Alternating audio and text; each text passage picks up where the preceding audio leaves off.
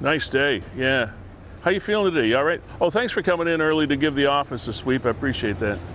Yeah, I was too tired. Yeah, I'm tired today. Well, I had a weird dream last night. Really weird, yeah. I dreamt I was a muffler. Yeah, like in a car, like a muffler. I woke up, I was exhausted. All right. Hey, how you doing? I know that was cheesy, isn't it? Welcome to Season 3, Episode 42 of Niagara 411 Live with Lee Sterry. We are fueled by Gales Gas Bars, supported by Verge Insurance Group. We are powered by WeeStreem, Canada's premier streaming service.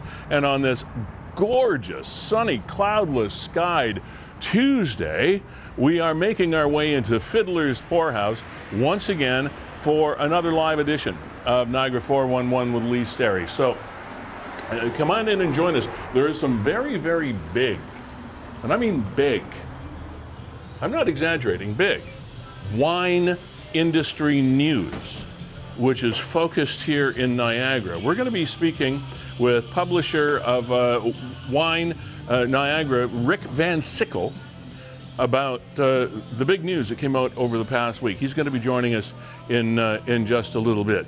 And also, there's another Catch the Ace promotion going on. You can win sort of a crap load of money if you buy tickets for this Catch the Ace. It's being run by Kiwanis St. Catharines. We're going to be talking to Ed Smith in a little while about that as well. And lo and behold, the kiddies are back in school. Will the drama never end? Back in about 30 seconds. Come on in.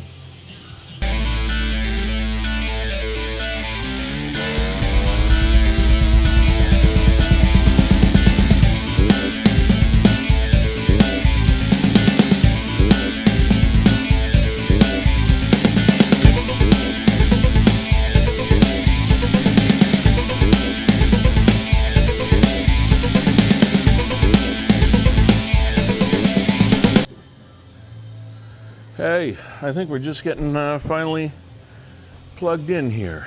And welcome, as I mentioned, into, episode 42 already of Season 3 of Niagara 411 Live with Lee Sterry. Ladies and gentlemen, Kevin Jack, our executive producer on the right-hand side of your screen, co-founder of WeeStreem, Canada's premier streaming service. He is the executive producer of this program. Not the co-founder. He just picked me up off the street, so I guess you could say he founded this. Not founded. Yeah. Two different words. How you doing, Kev? I'm doing great. Looking forward to the show today. Lots of cool stuff. You mentioned Catch the Ace by Kiwanis. Really excited to hear what Rick VanSickle has to say. Really? Big property right on Niagara Stone is falling into some big pockets. So right. That's kind of cool. So it isn't often that there is really major blockbuster type wine industry news in Niagara, because things sort of tick along as they do.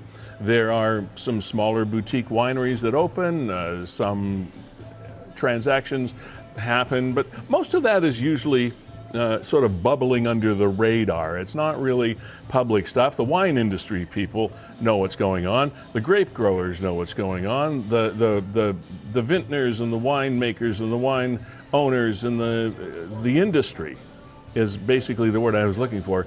They know what's going on. But quite often that information doesn't make it into the public arena. Well, this one has definitely made it into the public arena, and coming up in about 15 minutes or so, Rick VanSickle, publisher of WinesInNiagara.com, is going to be joining us. He wrote an article just, yesterday, Kevin? He wrote it, or today it came out? There he is, breaking news. This man, Mark Anthony, there's the news. Owner and one of Canada's most successful winery/drinks owner, Anthony Von Mandel, just purchased vineyards in a coveted location on Niagara Stone Road in Niagara-on-the-Lake. Is this the start of something big? Well, it sure seems like it. So, and actually, this fellow owns quite a number of wineries out in British Columbia in the Okanagan Valley, where I spent some time in my life and in the wine industry as well out there. So really, what Kevin found, super interesting. And of course, if you're the writer of something called Wines in Niagara, you're probably the guy to talk to. And that's Rick VanSickle, and he's going to be joining us. I don't think they named the road after him, but maybe VanSickle Road, it's not something that's that usual a name, so maybe he's got some rights of way there or something. But we'll ask him about that. Also, that's cool. Kevin, the big news today around the province, including Niagara, of course, is this. The government blinked, is the headline from CBC News this morning. Union to end Ontario education walkout after Ford promises to repeal strike law. We woke up today to a kinder, gentler Premier Doug Ford. So happy that CUPE has decided to compromise and come back to the table and talk with all of us wonderful people here at the Ledge in Toronto and come to a deal and put our workers back to work and our kids back in schools. And wow, who's playing Doug Ford today? Who's actually behind the mask? 24 hours ago, he was ready to go to war with just about every public service union in Ontario. Today, kumbaya, kumbaya. We're all friends here. What? Kevin, I don't know, but at least your kids are back in school today. That's all I care about, Lee, to be perfectly honest. Yeah. I find the process is broken. I mean, that's the main thing. The process is broken. Oh, what a surprise. Whether you talk about CUPE, whether you talk about teachers, I mean, you could tell me now when the next contract is expiring, and you could circle the next strike on your calendar. Yeah. I mean, the process is broken. The only thing I really care about, to be honest, is our kids being in school so the rest of us can continue our lives and what we have to do to put money in our pockets, put bread on our table. Kevin, not that I reject the notion that politicians are imbued with integrity and not misplaced goals, but I have a feeling when you read the tea leaves, as they say, if you've been reading the tea leaves since this stuff happened, and the support workers, I won't call them education workers because that fogs it up because people then think teachers and et cetera, but it's not the teachers and all that stuff that's been going on. When you talk about support workers in the education industry, let's put it that way, and people are faced as families like what you guys were, I have a feeling the feedback to our provincial government has been overwhelming. Yeah, I had 4 kids over at my house yesterday. 4 kids at my house yesterday, Lee. Good for you. Yep, doing it all. But of course, how much work did I get done, right? That's Zero. the other side of it. I've been meaning to talk to you about that. Well, the one thing that I really hate about this entire process is that these support workers, that we now debate the merits of their job and their compensation. I don't want to have these conversations. I don't want to sit here and try and determine what an educational assistant should or should not be making. I'm no expert in that field. Let the experts deal with it. All I care about is, can my kids go to school tomorrow? That's all I care. And that's what I believe was at the root of all of this. When this happened, I believe the Ford government and everybody up there in Lecce reading the tea leaves saying, hey, we can't win this one. We can't win this public debate. We're not going to win this, not because people give 2 hoots about CUPE, not because people give 2 hoots about janitors or PAs or whatever it is. It's because families, once again, are disrupted. That's what people give 2 hoots about. You're bang on, Lee. When I see stuff like this coming out of CUPE, it's just ridiculous. It just infuriates me. I mean, here's CUPE's take on it. We won. Oh, this one drives me. I think we alluded to this with regard to COVID a couple of weeks ago on the show. Because the COVID restrictions were lifted, the anti-vaxxers were saying, we won! No, you didn't win. anything. You hung around long enough until the rest of us made it safe for you to go places. That's what happened. And the world moved on, and we're all now back in it together. QP, you haven't won anything. You did not defeat the government. You did not defeat Doug Ford's anti-worker bill 28. You did what you thought was right, and now there's going to be another offer come out that we don't even know what that is yet. And you're now actually in the spot that you can't go on strike again because the public will crucify you. So you didn't win a damn thing. What you won was the opportunity to go back to the table. I'm so like... It drives me nuts. The only people that we should be concerned about winning here, in all honesty, are the kids. So when I see QP say, we won, no, the kids lost. If I see Ford government saying, we won, no, the kids lost. Either way. Okay, this is what happened here.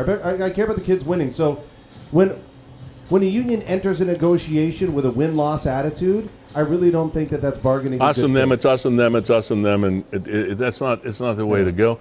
And the concept of even, I will go a step further than you in the fact that children are adaptable. As you know, they will adapt to anything. They will adapt to learning from home. They will adapt to learning in the garage. They will adapt to learning at school. They will adapt to learning out in the car. It doesn't matter. Children are adaptable. It's the families that are not adaptable. It's the moms and dads that this is all about, in my humble opinion. And the welfare of families because of finances earned or finances sacrificed to be able to look after the little darlings if they're not in school. Let's face it, people in schools, teachers, and the system does not want to be seen as a babysitting service. I get that. But in a large part, Kevin, that's what they are. I realize that they perform a function while they're performing that function, but still, let's call a spade, as they say. Anyway, hang on now. Lee, I would encourage anybody, if they want to join the program, the Zoom link is right there. If this is something that you have a strong opinion about and you want to get it said, click on the Zoom link and we'll get you onto the program. Lee, last night, I don't know if I just forgot to look up, but all of a sudden I wake up this morning. The moon. And there was, what was it, a blood moon, or what was this? I mean, there was about, I guess it was about 6 o'clock, 5:30. Massive moon. Not that the moon was any bigger than normal. It just looked bigger because of the curvature of the Earth and all that scientific stuff. But it was just huge. And then as the night wore on and as the overnight hours wore on, of course, we had a blood moon and we also had a lunar eclipse, did we not? Last night? I have a hard time keeping track of what it was. I just woke up this morning and my socials were flooded. We had so much moon stuff going on. These beautiful photos by Mitchell Brown. Mitchell is a professional photographer, and these are photos that he took of our friend the moon. He's a nature. Sorry. No. That's cool. Just the pictures are worth 1,000 words, as they say. Isn't that awesome? Man, nice shots, Mitchell. Yeah, and there's his info. Yeah. Professional nature and wildlife photographer residing right here in Niagara.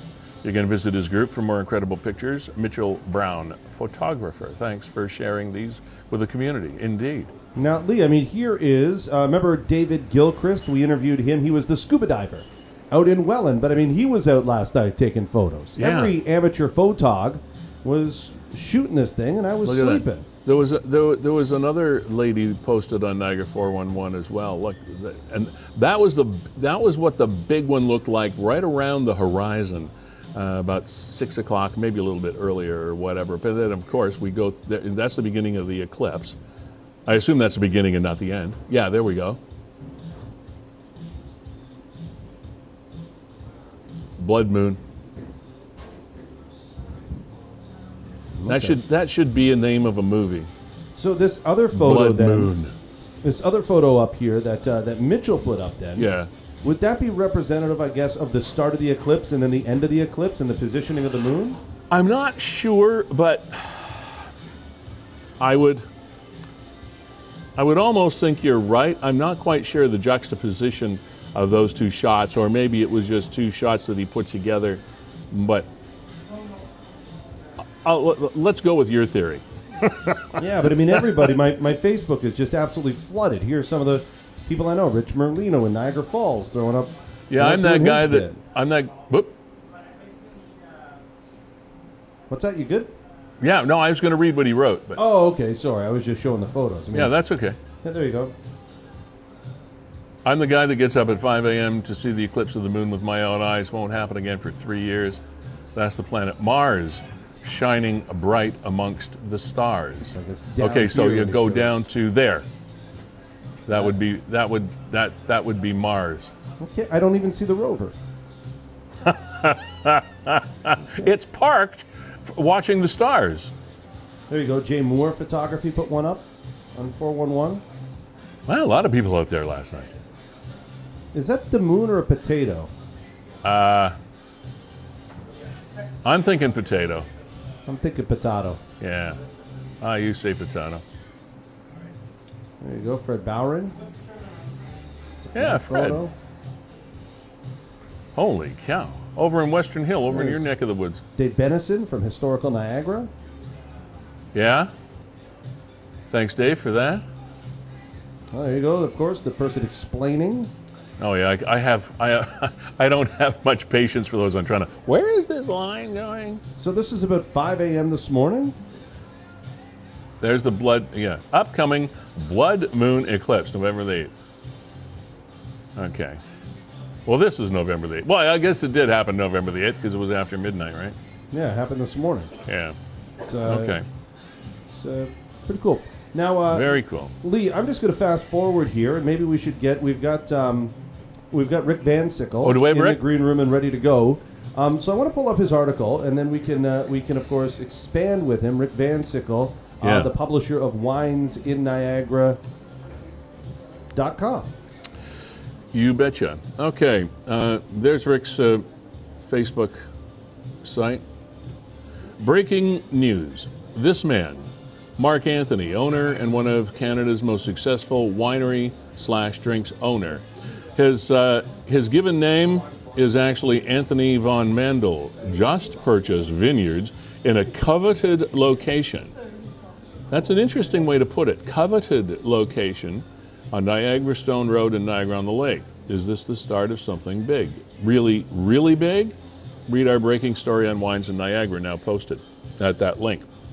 So joining us is Rick VanSickle, publisher of WinesInNiagara.com. Rick, thanks for being on the show. I know of you, but I've never had a chance to meet you, and it's great to do so. How are you? I'm doing great. Thanks for having me on, Lee. Oh, our pleasure. And knowing enough about wine, just enough to be dangerous, I'm really looking forward to this conversation. As everybody knows by now watching the program, my longtime passion and work is in the broadcast industry, but passion number two, I guess, would be the wine side. And when I retired from the media world in 2009, I guess it was, in British Columbia in the Okanagan Valley, I dabbled in the wine business. I worked in a few wineries out there, Hillside Estate being one, so I'm pretty familiar out there. And this gentleman has a history out there as well. So tell us a little bit about this man. Well, he's probably the most famous Canadian winery baron, I guess you would call it. You're familiar with the Okanagan and Mission Hill. And maybe Martin's Lane wasn't there when you were there, but it's a really super high-end, another Anthony Van Mandel project. Right. He owns like 8 or 9 wineries out there. He got his start with, his brand was Mike's Hard Lemonade. And then, he's the Mike's. Yeah. Okay.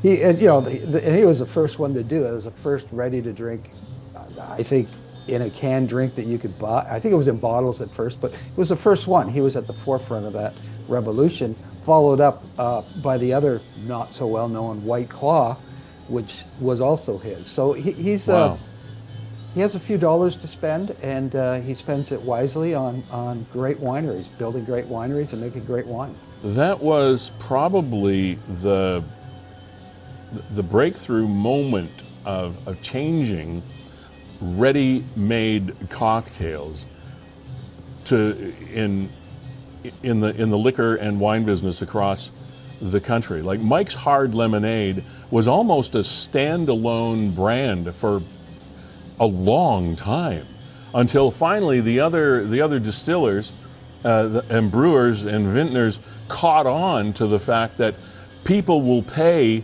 for convenience, and that whole sector of the alcohol sales business has exploded over the years. And then imagine seeing the future and figuring out that seltzer was going to be big. Flavored seltzers. So we went into that end of it and created White Claw, the biggest brand in the world, at the time, and probably still is. So, yeah, I don't know a young person that doesn't drink White Claw from time to time. I know. It never ceases to amaze me, Rick, when I see these things on the shelves in the liquor stores and the wineries and the breweries, et cetera.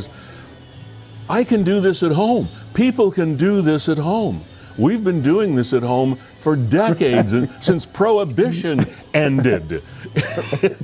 But we don't. Right. It's like, why should we do it at home when we can just buy it off the shelf? It's $3.05 a can. There you go. It was just a brilliant business move, and it continues to explode today. Now, okay, explain this to me. What is the? We've got Mark Anthony and we've got Anthony Van Mendel. Is Mark Anthony just sort of like a stage name, or how does that work? No, he's a CEO. He owns Mark Anthony Brands, and Mark Anthony Brands is just the company that sells the products. That's his big umbrella company. Oh, okay, gotcha. Now, your article, which was fascinating, by the way, because I find it fascinating because although there's news on and off again about the various bits and bytes of an area like Niagara that has hundreds and hundreds of wineries or vineyards or both, it's rare that a really big story comes out, but this has the potential to be big. How did you go about researching this, and fill us in on what's going on?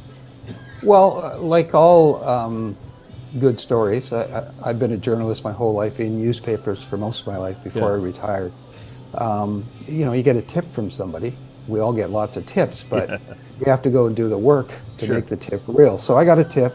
I did my due diligence and found out that a local grower had sold a long-time local grower, been around since the 60s, took the opportunity to sell his vineyard, one of the last left on Niagara Stone Road, the popular road into Niagara-on-the-Lake. Yeah, absolutely. Close to Niagara-on-the-Lake, close to Old Town. And he was never going to build a winery, so his land was very valuable to somebody, because it had a facing in between Stratus and Jackson Triggs, something special. And Mark Anthony came along and snapped it up. Now, are you talking, the fellow that owned the property before was Mr. Duke, correct? Right, Ray Duke. Correct. Duke, yeah. How long did he have that property? Well, it was in his family. He married into the Forer family, which planted the vineyard originally. Yeah. He eventually became the owner and bought everybody out. And he's not going anywhere. He's just simply buying vineyards at a lower price elsewhere in Niagara because he doesn't need the frontage. Right. So anyway, I talked to him, and one thing led to another, and I had the story in a few hours and was able to publish it. So, Mark Anthony, of course, did not.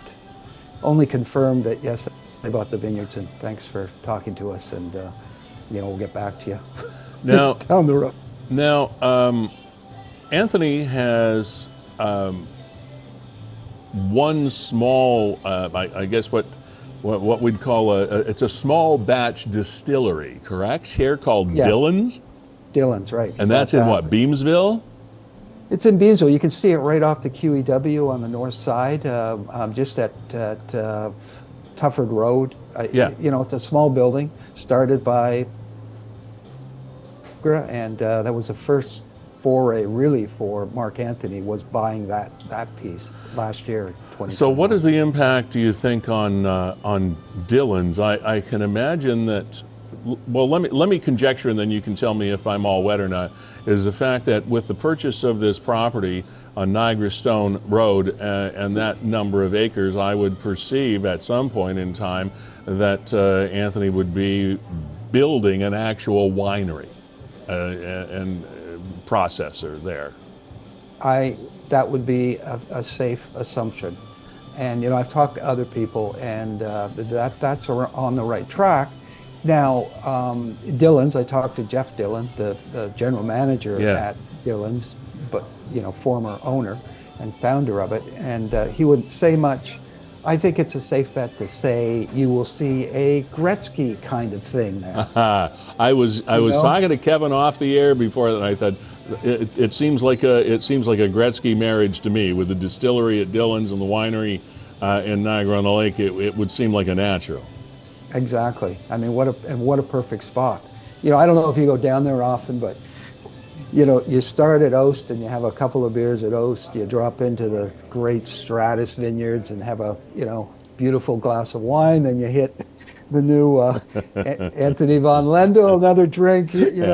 Rick, I go there too often. Right, it's a trap, right? It's like Disneyland for adults. It is, yeah.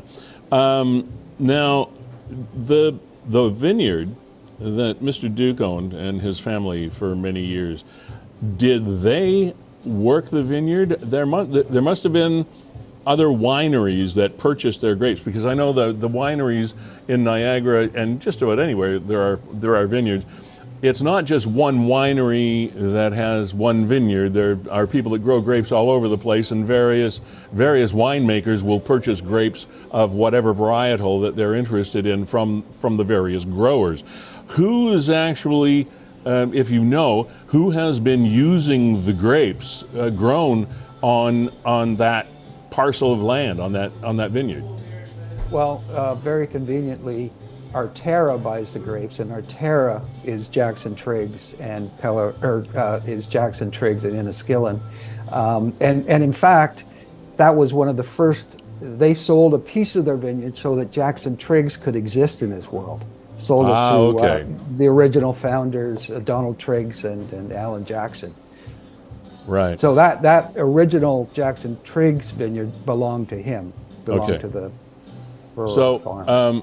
When Mr. Van Mendel takes over this vineyard, is the deal done? Is it his now? He sold the grower has sold the vineyard to him. So he's got it's in his possession. Yes. Now, so how do you see this playing out? Will he continue to be a vendor to these various wineries till he gets his own set up, or how do you see the progression of this going? Yeah, he's actually made a deal with Ray to keep farming the grapes and doing what he's doing. Okay. For a fee, and beyond that, nobody outside of the people who I guess actually know what's going to happen there.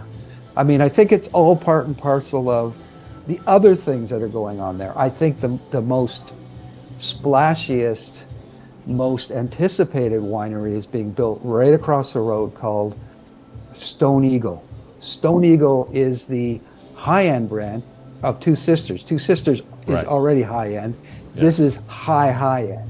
$100+ bottles of wine, a great restaurant, tasting room. It's going in right across the road from there, right across from Stratus and what would be Anthony Van Lendel's property. Rick, is it Rosewood Estates that was the big?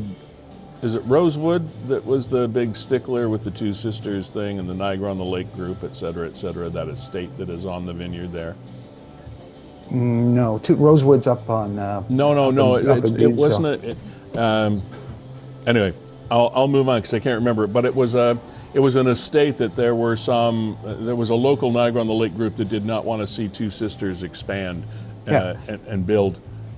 Hey, on that you know what? It's not easy. It's not easy in Niagara on the Lake. I'll tell you.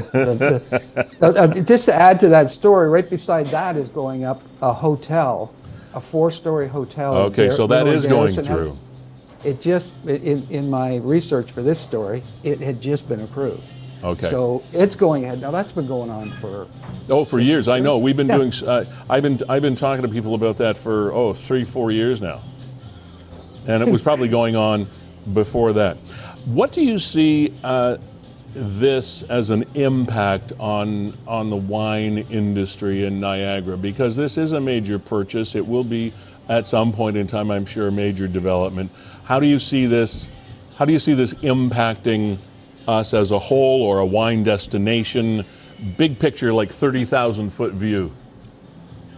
I think it's huge. I think it's incredibly good for Niagara. If you have a guy with a lot of money who wants to build the best wineries, it floats all boats, right? And it benefits everyone. It's going to be a destination, and I'm not saying Niagara on the Lake needs more traffic, but it's going to increase traffic down there, and they'll have to do some, there'll have to be infrastructure and all that down the road. But this is just, it's 80 acres. 80 acres is not an everyday, I don't report on that every day. It's no big deal. It's who bought it. And, he's not going to stop at that one vineyard and that one location. Rick, Kevin has a question for you. Rick, I'm just showing the audience a map of the area. It's an overhead view, and it looks like I can see the spot between Stratus and Jackson Triggs, I guess, which would be on kind of the south side of Niagara Stone Road, and it's in that gap that this property lays and has been purchased, and you think there will be a winery built? Yes. Okay, and then you can see right across the road, it's actually already labeled on Google Maps, Stone Eagle Winery, and there's considerable acreage there. And then you could see the room as well for the Garrison House expansion in that area that will include that 4-story hotel. So that's all happening. I mean, this is hundreds of millions of dollars in investment in, 1 or 2 kilometers along Niagara Stone Road. That's pretty incredible. It's hugely going to change the landscape and also kind of the entry almost into Niagara on the Lake. Yes, you're right. Stone Eagle alone is a $40 million project.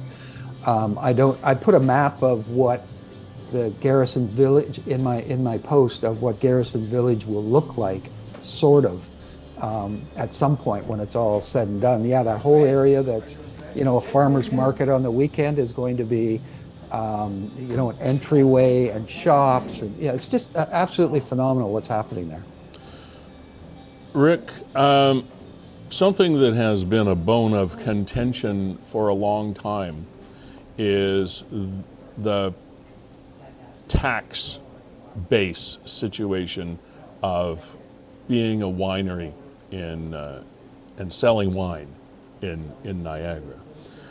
It is no secret that you can walk into a wine store or you can walk into an LCBO in Ontario and you can buy a bottle of Chilean wine or about a Portuguese wine or South African or whatever from somewhere between $9 and $11. And that doesn't mean it's horrible wine. It's a lot of it is quite drinkable. And yet we have such a tax system here in Ontario and Canada that sometimes it really makes it hard on a volume basis for sure for Niagara vintners and winery owners to compete. How is the business of owning a winery going now? How do people feel that are in the industry right now? How's business? Well, it's a tough business, and as you know, it's extremely hard to grow grapes in this climate. 2021 was a disaster. People lost half their vineyards because of the severe cold. It's a tough business, and competing with Chile at the low end is not something that Niagara or Ontario can really feasibly do. We don't have that. We don't pay like that kind of cheap labor to get the work done. Exactly. Our taxes, yes, are high. The problem is, or I think the solution is to try and just abandon the $9, $10 range of wines at the LCB and go for a mid-priced or higher priced. I think that's the beauty of Niagara wines. We can really compete with the world at a higher level of cost. You know, a $20, $30 bottle of Niagara wine, you're starting to get comparable to some of the great wine regions of the world. Indeed. And narrowing it down to the right grapes, the right kind of wine to make the people want, and what we can do best here, what grows best here.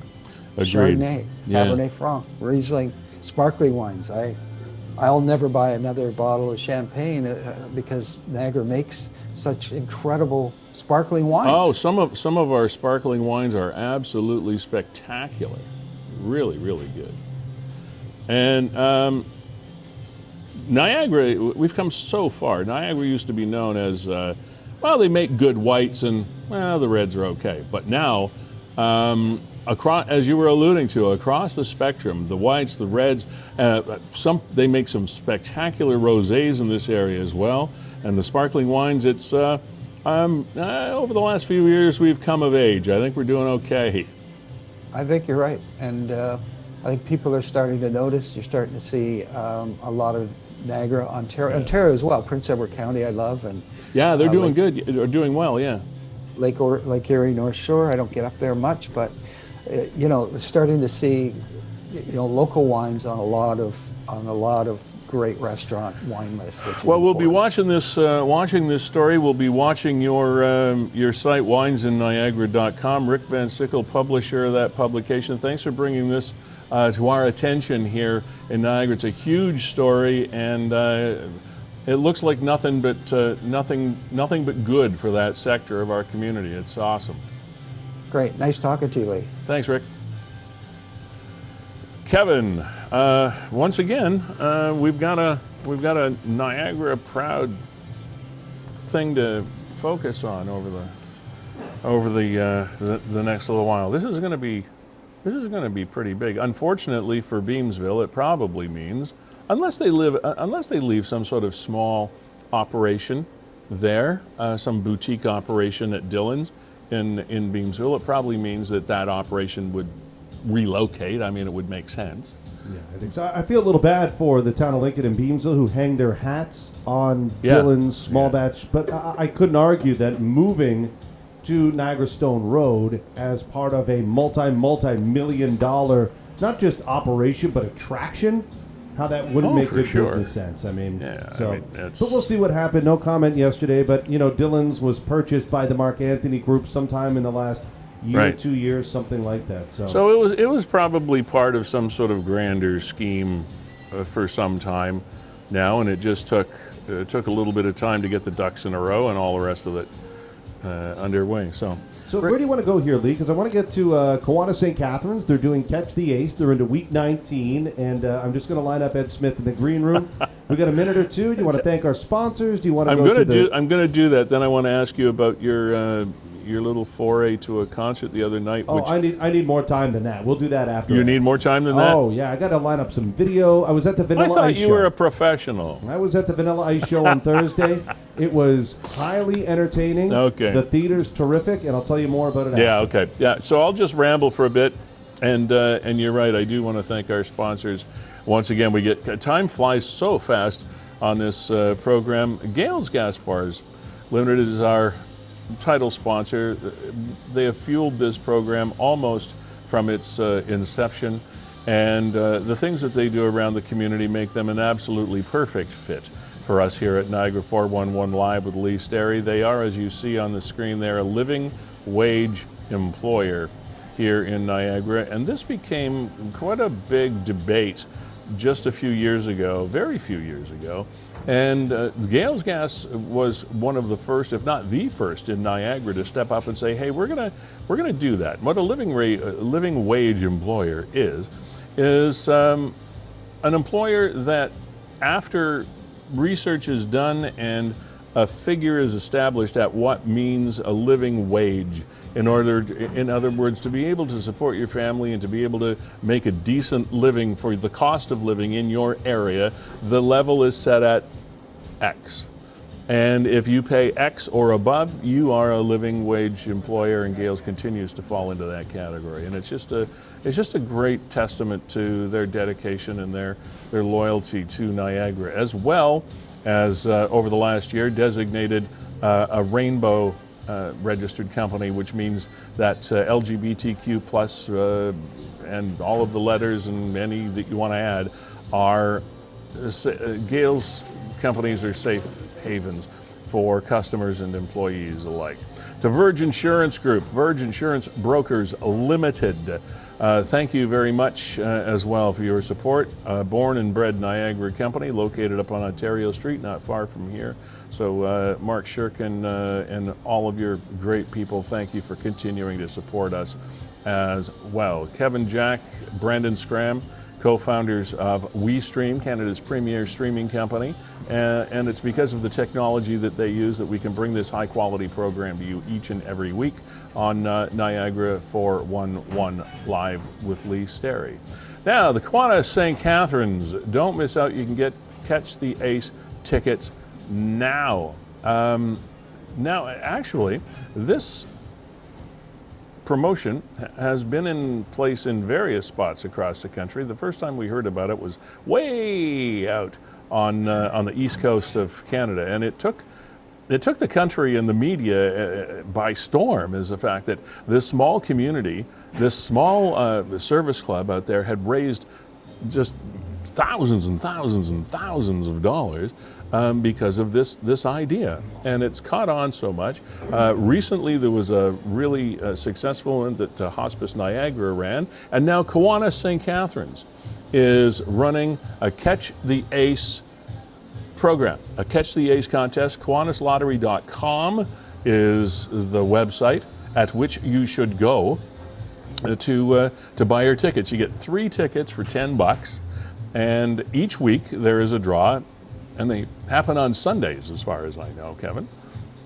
And then, of course, the Kiwanis Club is hoping that it goes for the full 52 weeks, because there's obviously a different card every week, and there you go. So Ed Smith is with the Kiwanis St. Catharines Club, and he's here to fill us in a little bit on what's happening and how you can get involved, and how we can maybe bump some ticket sales up there as well. Hey Ed, how you doing?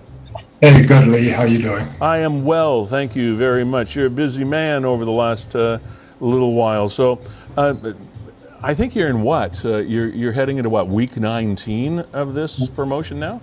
That's right. We're in week 19. We just did the draw on Sunday night. You're right, at 6 o'clock for week 18. Okay. So fill us in. How does it work? How can we help? How do we buy tickets? And how can we make sure we help you get this thing over the top? Sure. Well, you nailed much of it in your preamble there. The tickets are available online, and they're available online only. 3 tickets is $10, but if you go for 20 tickets, you're going to get, if you go for $20, you're going to get 10 tickets. And the math just gets better the more you spend. Okay. KiwanisLottery.com is the site. The game ends, and again, as you said in your preamble, most of us here in Ontario, anyway, I had never heard of Catch the Ace until out in Newfoundland. A small town out there had one that I believe went over $1 million in prizes. It climbed dramatically, and Catch the Ace has, I think what also gave it a boost is COVID, because people were kind of stuck at home for 2 years, doing a lot of things online that maybe they didn't do regularly pre-COVID. And all of a sudden, Catch the Ace has become a great fundraiser. And for an organization like Kiwanis, we've been suffering from fundraising because we can't interface with the community. Of course, COVID prevented our normal fundraisers from happening for more than 2 years. Ed, tell us a little bit about, we'll come back to the Catch the Ace thing and review that process in a minute, but tell us a little bit about Kiwanis itself. And I realize that there are so many different service clubs in communities like St. Catharines, Niagara Falls, Welland, and all across the Niagara region. Talk to us about some of the good things, some of the work, some of the initiatives that Kiwanis has spearheaded over the years. Sure, yeah. Kiwanis is fairly big in Niagara. We're not the big ones on the block, but we will be soon. And that's good for all of us because, and of course, these are just friendly rivalries between service clubs. Sure. But these service clubs, we service our communities. All the money that Kiwanis raises is spent within Niagara. Many people will be familiar, many people in St. Catharines will probably be familiar with, for instance, the Kiwanis Aquatic Center on Carlton Street, or the Kiwanis Seniors Apartments on Geneva Street, or Kiwanis Hockey, minor league hockey, or Kiwanis football field. Kiwanis, and we've just in the last, I think it was about 6 months ago, we took on a partnership with the Niagara Children's Center too. So we're actually really proud of that one. We're going to be major funding partners with the Niagara Children's Center for years to come now. Excellent. The Kiwanis label is on so many things in Niagara, and of course the Aquatic Center is the shining light, as far as I'm concerned, of how your organization has supported this community, because what a fabulous facility that is. And it was so unfortunate over the last couple of years that its services and products were diminished because of COVID, and there's no way around it. There's nothing you could do to do anything about it, or the operators. But with the library in there, and the pool and the other facilities, what a fabulous landmark for the city of St. Catharines that is. It really is. It's something that we're really proud of, but as usual, like all service clubs, we're not resting on our past victories. Of course. There's a lot more to do in the community, and this fundraiser, Catch the Ace, is geared towards that. We've got visions, the community has needs, and we want to be a part of that. And what are some of those initiatives that Kiwanis has in its back pocket that it would like to help finance or spearhead with the Catch the Ace funds that come out of this project? Well, I already mentioned the Niagara Children's Center. That will be a big one, but also in St. Catharines. And I should mention that this Catch the Ace is a partnership between two Niagara Kiwanis clubs at St. Catharines and West Lincoln. Oh, great. And once this game is done, we're hoping to slowly start to encompass all the Kiwanis clubs of Niagara. There's 4 of them. There's one in Niagara Falls and one in Welland. Yeah. And so eventually we're going to have all the clubs involved. But we're looking at the Niagara Children's Center. Also in St. Catharines, we're looking at partnering with a few other partners on a naturalization of the Fairview Golf Course, the old Fairview Golf Course. Oh, yeah. We'd like to see that turned into a green space for the whole community. We have a proposal prepared and presented to the city. It's going to take money, but we want to be a part of it. We also have been a part of the maze. The name is the labyrinth, Ed. The labyrinth. Yeah. That's the word I was looking for. The labyrinth that has already been established there was a Kiwanis project. Yeah, so we're not done. There's a lot to do, and so we want to boost some ticket sales, and it's so hard sometimes all the time really, for service clubs to try to cut through and get some sort of top of mind awareness, which is why we're doing this today, because the more tickets that are sold on this Catch the Ace, the bigger the weekly jackpots, right? I mean, the more tickets, the more you have a chance, the bigger the pots you have a chance to win, right? That's it, exactly. So for those who may not be familiar with the Catch the Ace format, it's very similar to a 50-50, except that it's more lucrative. So a portion of the pot is only awarded once we have a weekly winner. They get a portion of the pot, which is 20%. In order to get the other 30%, they have to select a card from a deck of cards. And if they select the Ace of Spades, they get the other 30%.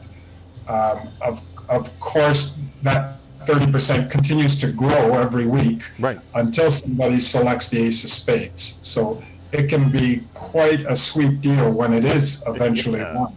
Yeah.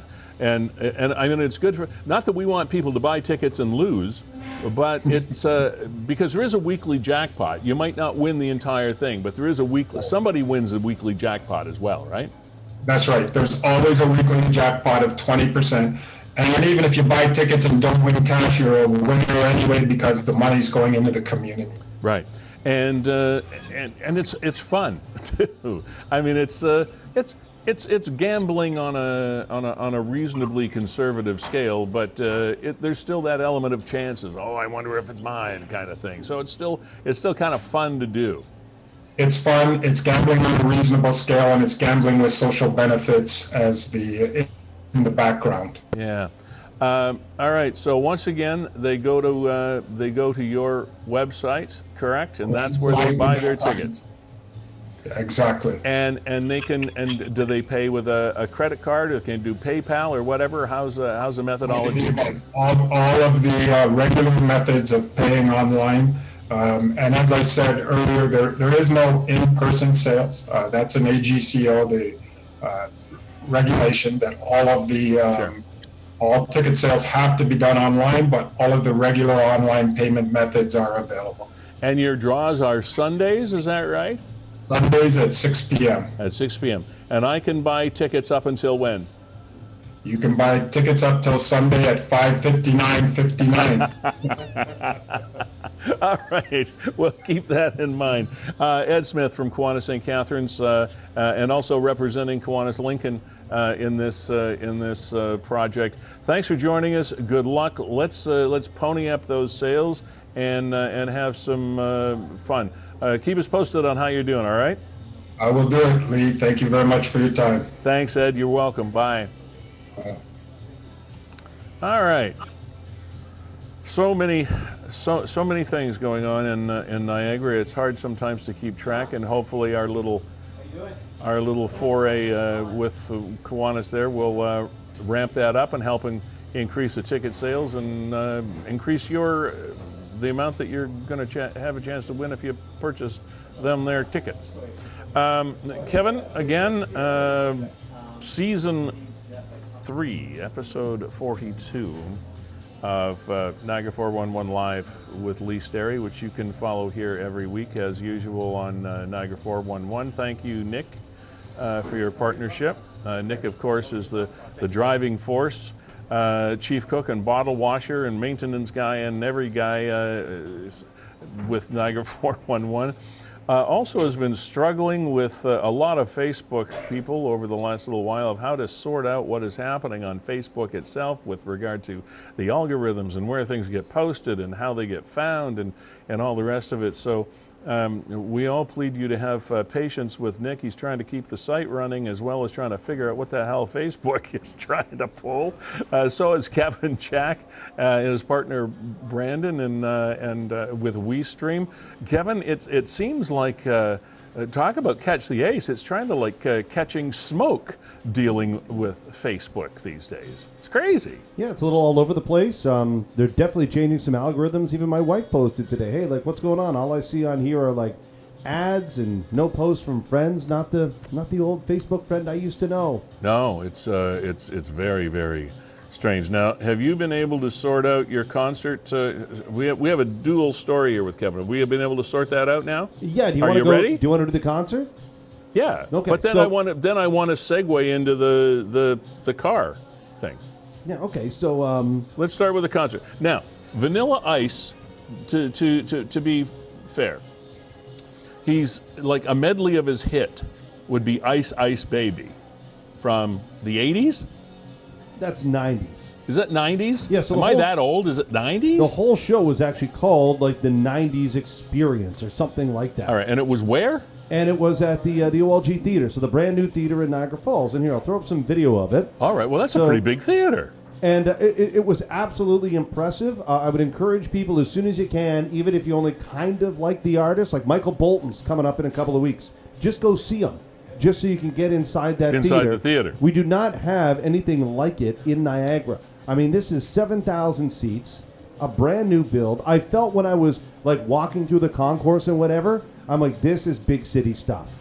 Like this you really felt like you were kind of, and it was something that was built for concerts. And don't get me wrong, I'm not knocking Meridian Center, because Meridian Center has had some great concerts, Elton John, and they will continue. But it is an arena as well. This is a facility specifically for shows. The expanse is fairly impressive. This lower bowl, and there you see that's Vanilla Ice coming out right here. You can. God, I thought he'd be on crutches. You know what? He actually sounded really good. Did he? Like, he sounded very crisp on the microphone, was fun. But Lee, I've never been to a show like it. It was very bizarre. They played 2 shows. They played Wednesday and Thursday. I was at the Thursday show. Yeah. And what I mean by, you mentioned, right, a medley of his hits is one song. Ice Ice Baby is it. So on the whole lineup, you had CNC Music Factory, Everybody Dance Now. Everybody Dance Now. Young MC. Yeah. Bust a Move. Yeah. Dressed in Yellow, She Says Hello. Yeah. Okay. Then they had Rob Bass and no DJ Easy Rock, but Rob Bass, he's got 2 hits. He's got It Takes Two. My sons would have loved this show. It Takes Two to Make a Thing Go Right, and Joy and Pain. And then Vanilla Ice finished the show. And the weird thing about the whole thing is that everybody on the docket seemed to get the fact that they're a one-hit wonder or a 2-hit wonder. So, for example, Rob Bass came out, he did a 20-minute set and sang 2 songs. They did Joy and Pain, they did It Takes Two. Yeah, so they knew what knew what their job was. Vanilla Ice does a 40-minute set here, and it was weird. It was like throughout the concert, I was on a progression of like an acid trip or something, because by the end, Vanilla invites everybody from the crowd on stage if you want, especially if you're dressed in like 90s garb. No. So they came in. He invited people up to the stage? Yeah, here, this was the last 20 minutes of the show. Isn't that kind of dangerous? Yeah, this was the last 20 minutes of the show. That kid there could dance right next to him. That is very cool. I got to hand it to him. Here, this is him doing Vanilla Ice, or doing Ice Ice Baby.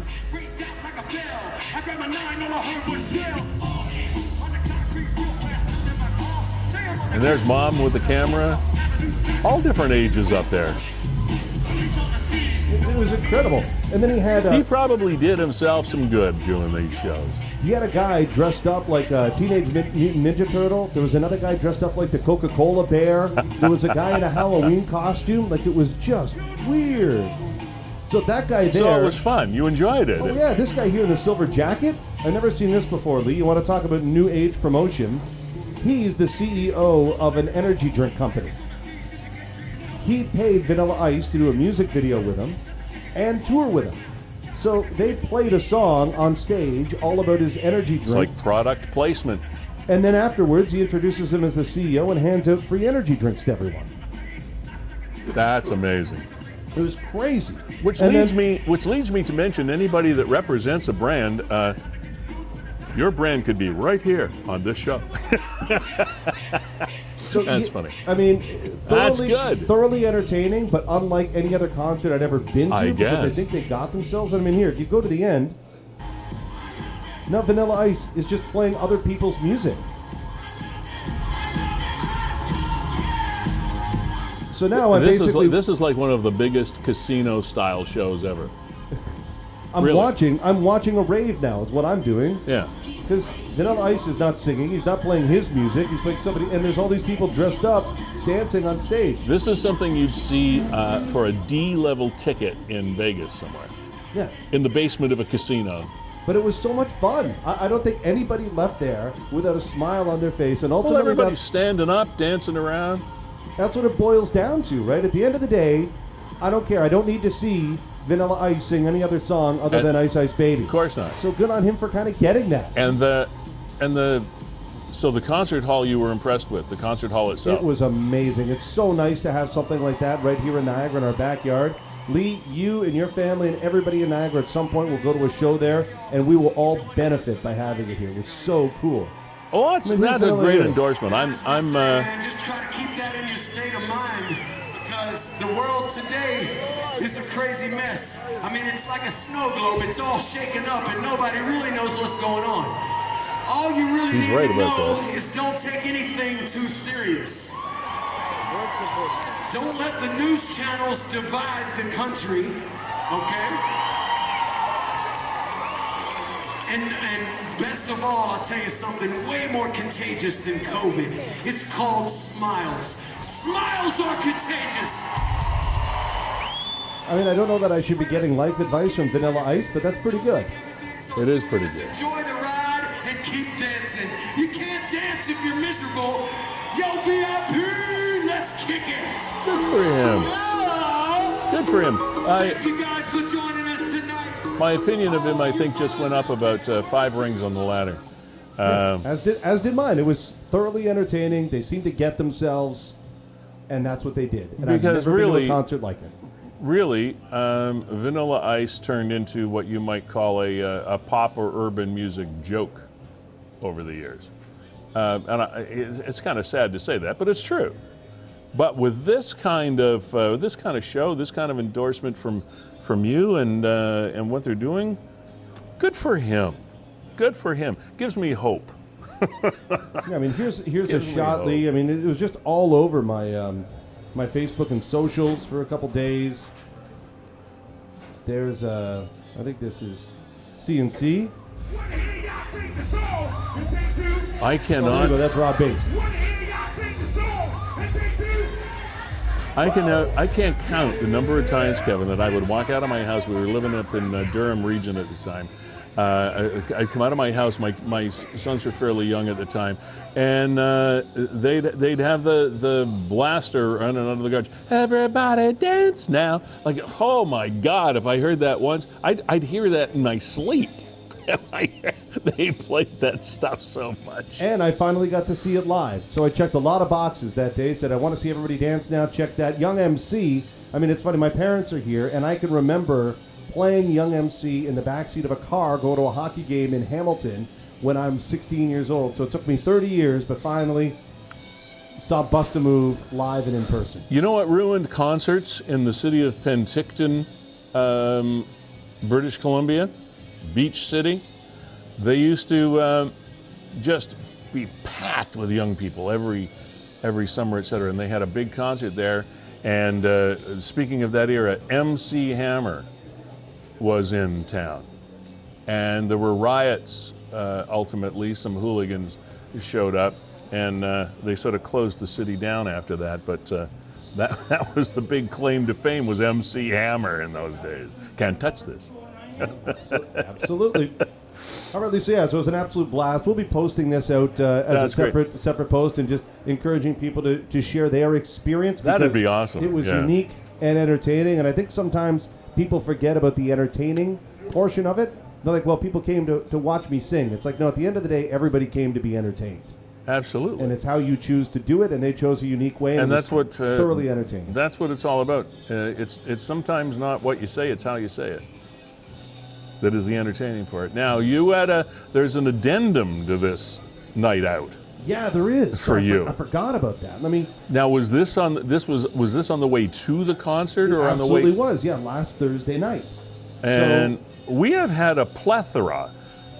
That's my big word. I'm going through P's in the dictionary now. A virtual plethora of car fires in Niagara since we started doing the show. And I think it might have something to do with the fact that there's just more cameras in more places and we see things. But this, ladies and germs, was from the camera phone of one Kevin Jack. You saw this fire. Yeah, we were on our way to drop the kids off at the in-laws. So we're going south on 406, and we're just the St. Catharines side, just the north side of the Highway 20 cutoff, when this car is slowing down traffic. And as you see, emergency vehicles had not yet arrived. The good thing is that the passengers were out of the vehicle. You could see that. So there was nothing more that we were going to do. But I mean, this is a fully engulfed.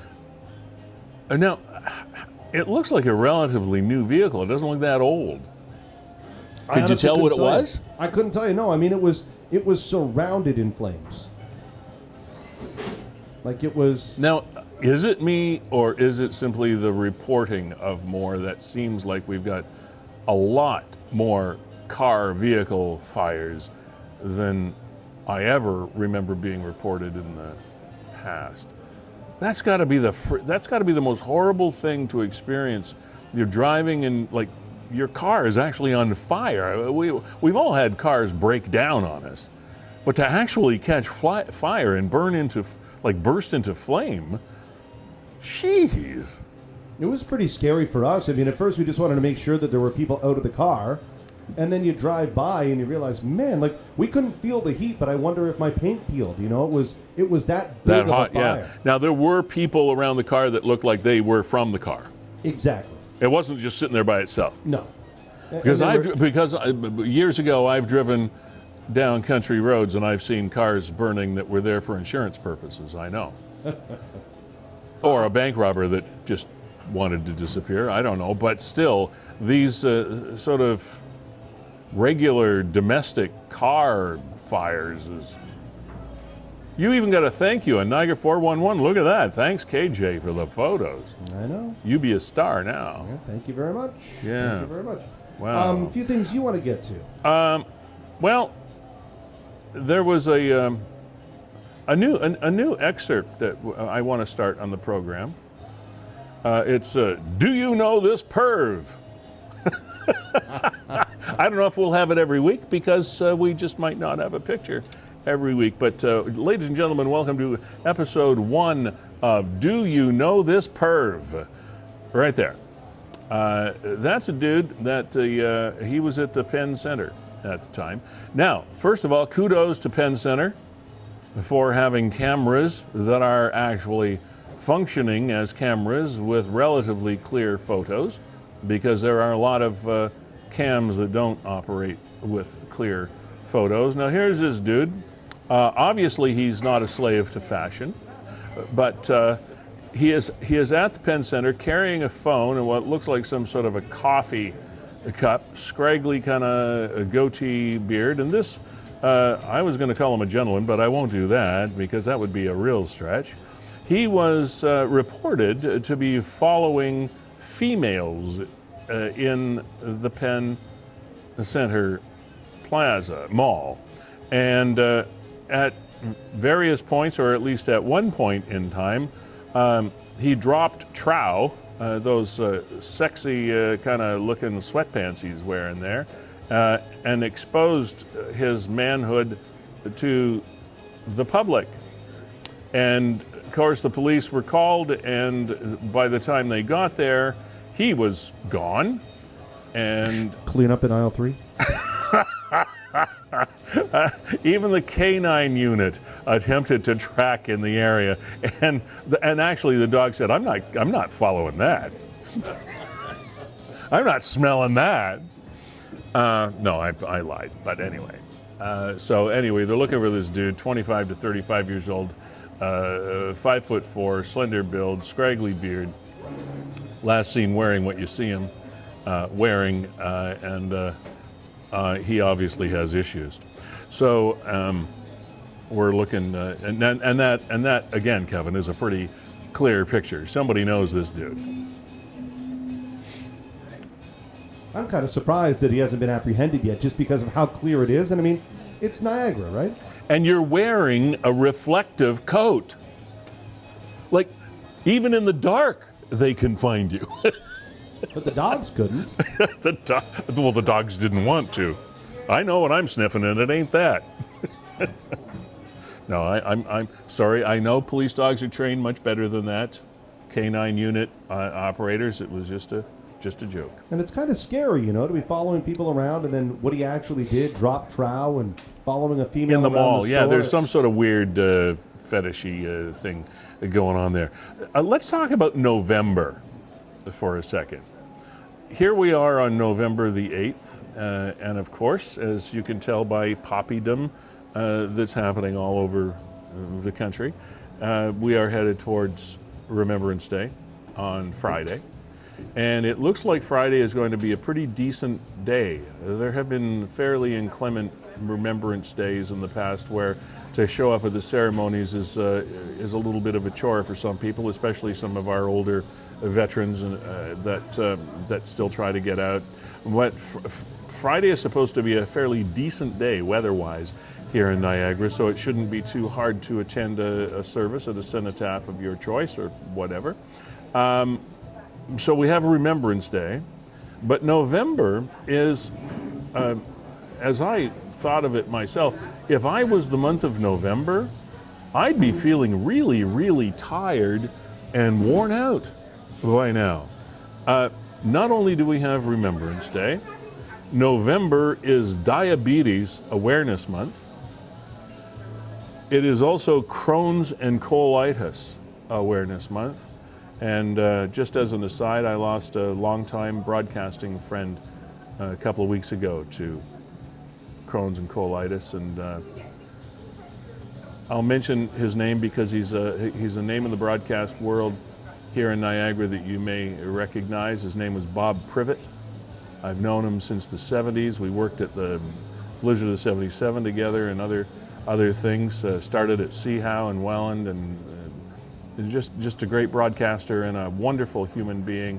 And we miss you, Bob Privet. And he suffered from Crohn's colitis for, well, many, many years, since he was in his 20s. And he just passed away in his 60s. And he was a fighter, and we'll miss you, Bob. So in addition to that, it's Movember month to recognize the fight against prostate cancer. And it's also PetSmart Charity's National Adoption Week this week. So we've got all these things going on, like 5 or 6, like November really gets piled on as far as a month with which has significance for a lot of groups. So, boy, November, God bless you. You are a busy month. Gales Gas Bars, again, thank you for fueling this program. Verge Insurance Group also for supporting this program. We have a sponsorship that is available, which we can fill you in on. We've already reached more than 2.5 million views on this program. That's not an exaggeration. It be the truth. Since the beginning of this year, we'll average anywhere between 15 and 30,000 views per week on this show. It varies, of course. And just to let you know how this works, we do this show live every week. Historically, it's been on Thursdays, every Thursday at noon, but it'll move from time to time depending on demands of other things going on in various people's lives. So for the next couple of weeks or so, it'll be on Tuesdays, but that's okay. We promote when it is on.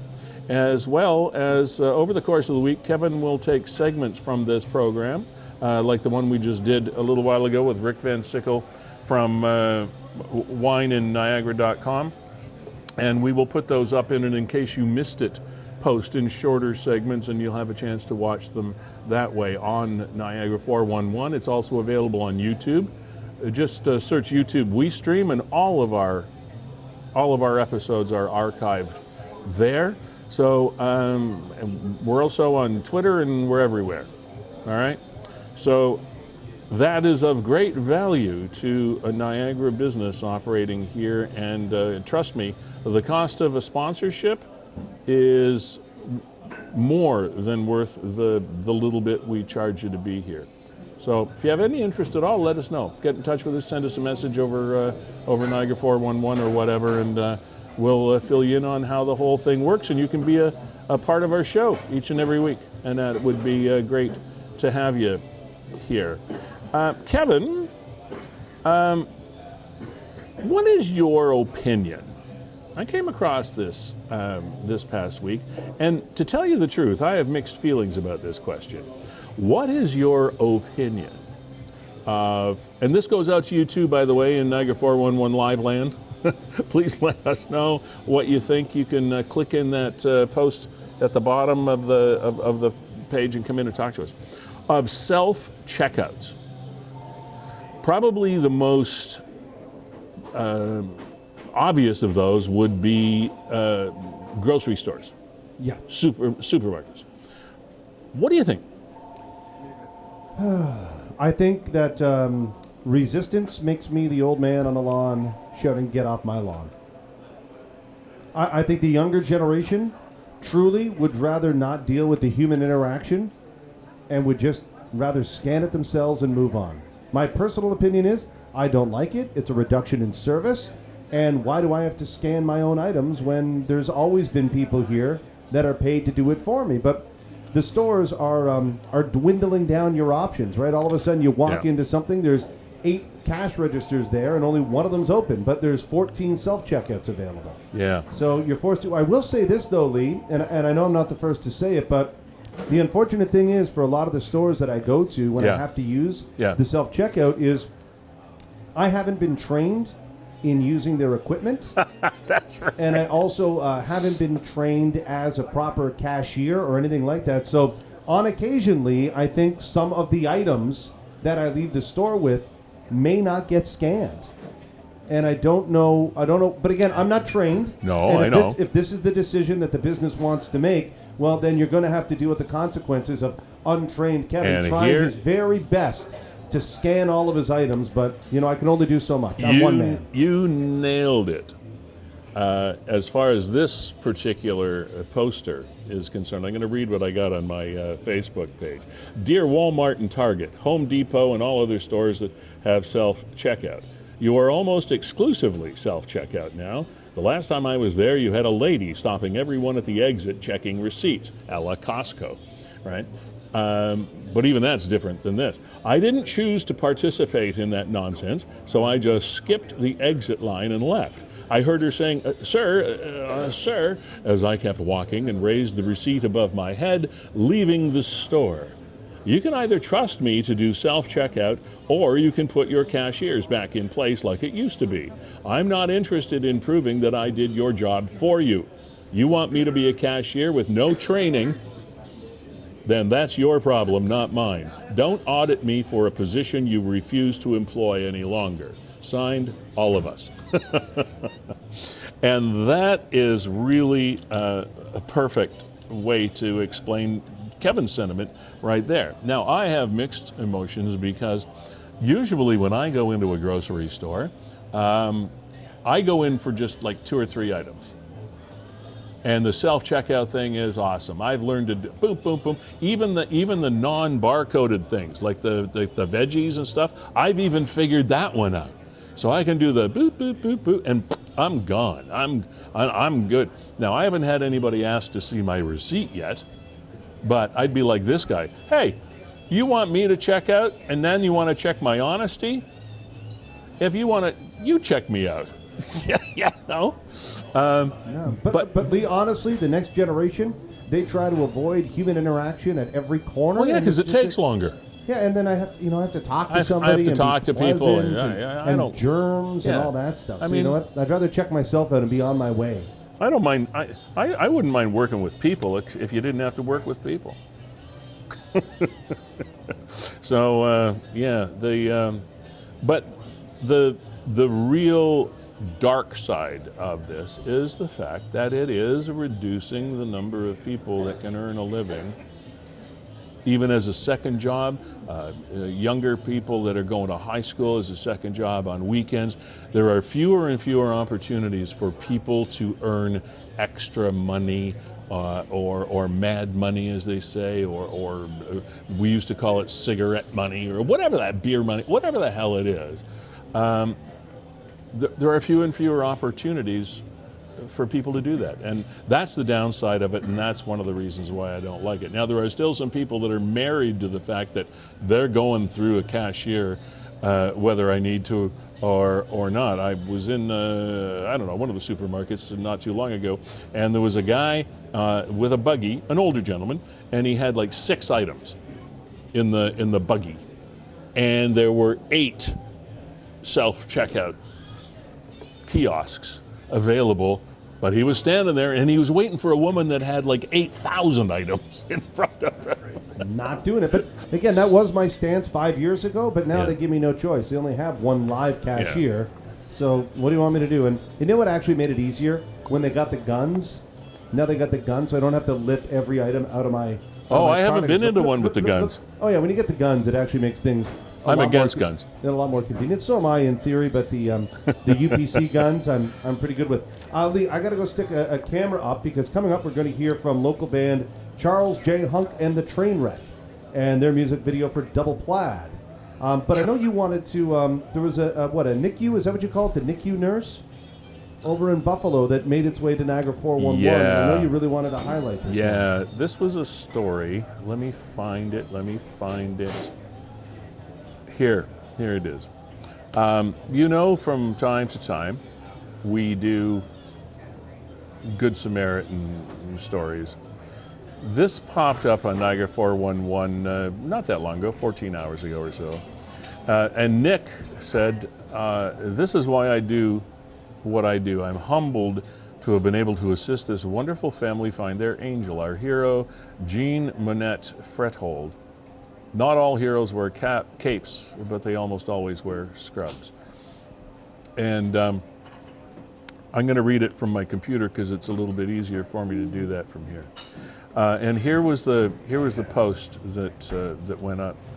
Thank you so much for helping me find the woman. And this was a note to Nick. This was a note to Niagara 411. This thank you note. Thank you so much for helping me find the woman that saved my daughter's life. It was because of you that I was able to find this angel. Our earth angel is Jean Monette Feulled. She is an NICU nurse in Buffalo and saves babies each and every day. A true hero. Here's the part that adds so much more to the story. My daughter's name is Emerson Jean Pagano Brown. We gave my daughter her middle name in honor of my mother, Jean Pagano. My mother died in 2010 of breast cancer. She was my angel and such a remarkable woman. Emerson and Jean were not supposed to be there, but somehow their paths crossed, and Jean Feulled was the one that saved my daughter's life. I want to ensure that Jean Monette Feulled is recognized and thanked for what may seem like her calling, but is also a mother's miracle. Please help me in recognizing this amazing woman, because not only did she save our daughter's life, but she has saved so many children. And there are so many parents out there that wouldn't be able to face another day if it wasn't for her. Forever grateful, Christina Pagano and family. That's a big deal. So I just wanted to read that story, and these miracles happen every day, and so rarely we get a chance to hear about them. And thank you to Nick at Niagara 411 for being one of the few, if not the only, outlet that we're aware of that posts these local stories of good and generous people. Kevin, we hear so often of families that struggle with children with special needs, children that have tragedies or some sort, families that suffered tragedy, and I can't imagine, there but for the grace of God go I. I mean, we've all had issues with our kids. We've had times when our kids have been injured, and you hope they're going to be okay, and luckily ours have been okay. And you get hurt, you fall down, you scrape your knee, or you maybe get there was one time my youngest son we thought had a very, very serious and perhaps fatal terminal disease. It didn't work out that way, but boy, your life changes in the blink of an eye when even that possibility rears its head. And for parents to have one of their children come out the other side unscathed because of another person, that's something you can never thank enough. You can never really put into words what that feels like. So thank you for posting that, sending it to Nick, and your appreciation, because if it weren't for some people on this site, other people would suffer more than they already do. So one of the great services performed by Niagara 411. Kevin, I am not going to pretend to remember what you told me our musical guest was going to be, because it had something to do with train wrecks or something. Yeah, Charles J. Hunk and the train wreck. Is Charles a hunk? You'll find out here in just a minute. I'm assuming the lead singer would be Charles J. Hunk. All right. Before we go there, as you know, or if you don't know, you know now, we always have a band, a musical act with a Niagara connection to play us off the stage, as the old expression goes.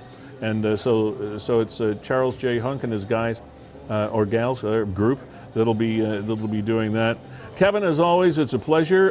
Any parting words on behalf of WeeStreem? Anything we have to look forward to coming up? All I'd say is that if you can't get out to a Remembrance Day ceremony this Friday, WeeStream will be providing live coverage of the Niagara Falls Remembrance Day ceremony. Maybe I'll work with Nick to see if we can get that posted on Niagara 411 just as a community favor. So, people that are looking to recognize and remember on Friday morning can do so from work or home or wherever it is that they can't get out. That'd be great. Make an appointment, put it in your calendar, and be a part of that. Thanks, Kevin, for mentioning that. Gales Gaspars, thank you for fueling the program. Verge Insurance Group, as always, for your support. We appreciate it. This has been episode 42 of season 3, Niagara 411 Live with Lee Sterry. That would be me. Have yourselves a great week, a super weekend, and I guess we're back on Tuesday, right, Kevin, next week? All right, gang. Thanks for being here. Appreciate it. Cards and letters are welcome. Bye.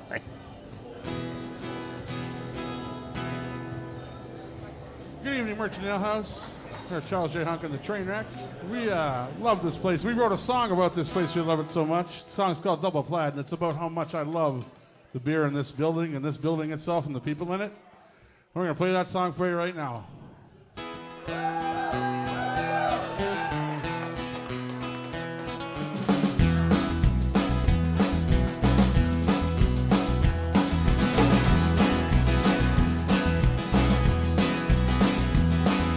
Quitting time, I'll make my way down to the local bar for another pint of that ice cold brew and a bell from the mason jar. The place is filled with kids half my age with no clue about having a clue. So I'll just keep on sitting, drinking moonshine and missing you.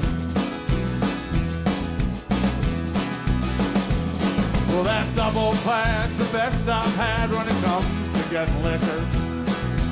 Pair it up with a shot of bourbon to get the job done quicker. Drunken Monkey Stout will take you out, boy, I never seen one thicker. Drinking at the ale house, laughing at the hipsters.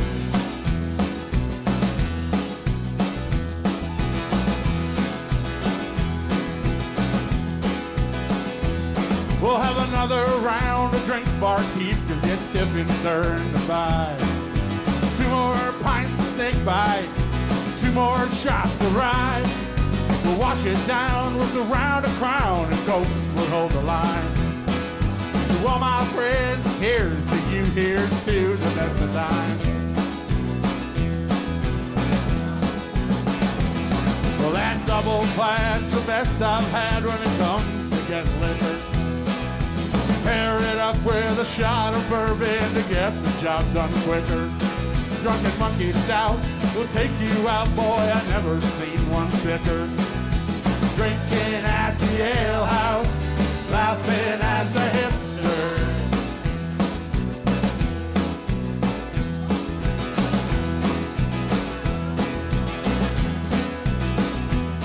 When last call comes, we'll pair a tab and tip the cute bartender. He's put up with the second night of that famous 3-day bender.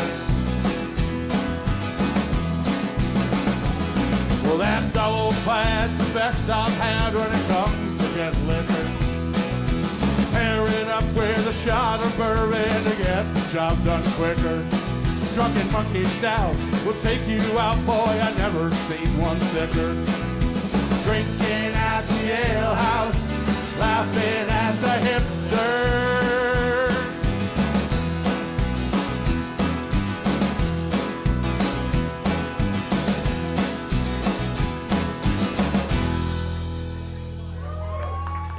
Thank you, folks.